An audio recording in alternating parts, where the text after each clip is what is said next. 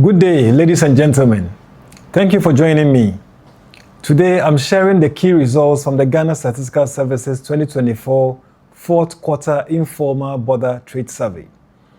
This survey shines light on trade that happens every day across border points, trade that often escapes our official statistics, yet fuels thousands of livelihoods and small businesses.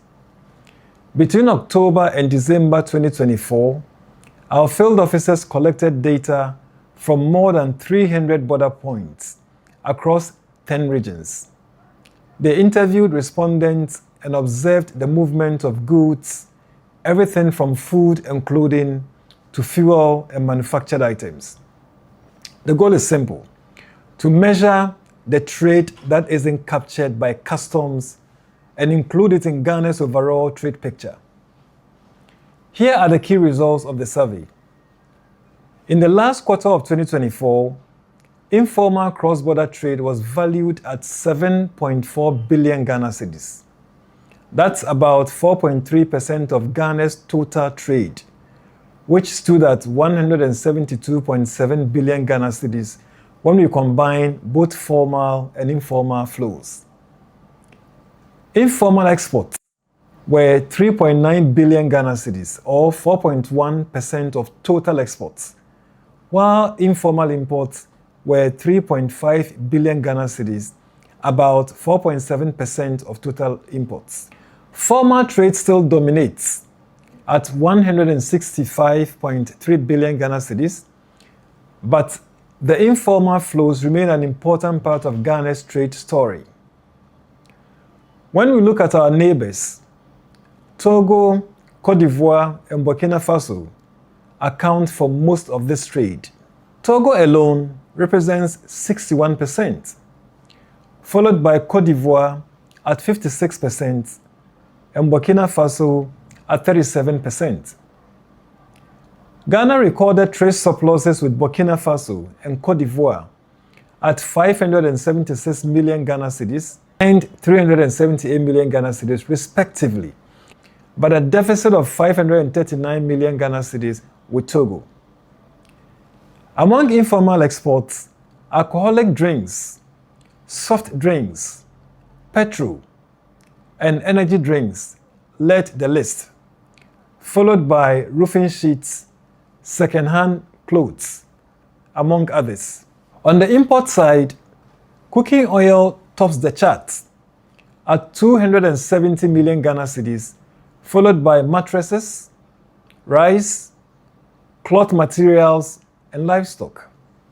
Food alone accounts for half of all informal imports and over 40% of exports, which shows that food trade remains central to livelihoods and regional food security. The Upper East region leads the country in informal exports, with 1.27 billion Ghana cedis, far ahead of the Savannah region, which recorded 82.9 million Ghana cedis.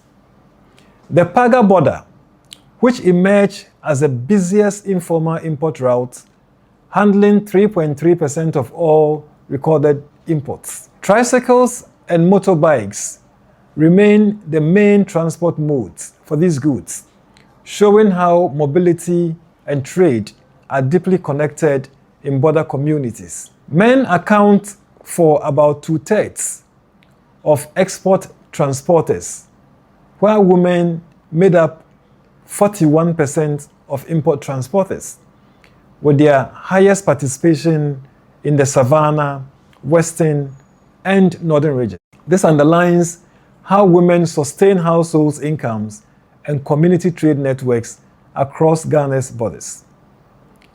Informal cross-border trade is not marginal, as the data shows.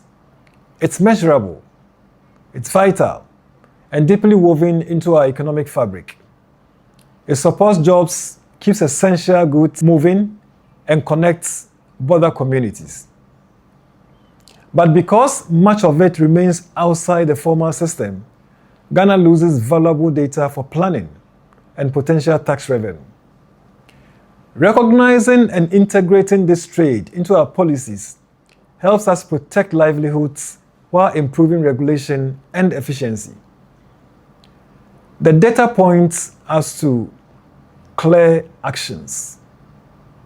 And these actions we'd like to recommend should include supporting informal traders through registration, access to credit, and training. 2, upgrading border infrastructure to make formal trade faster and easier. 3, strengthening our collaboration with Togo, Cote d'Ivoire, and Burkina Faso for data sharing and customs harmonization.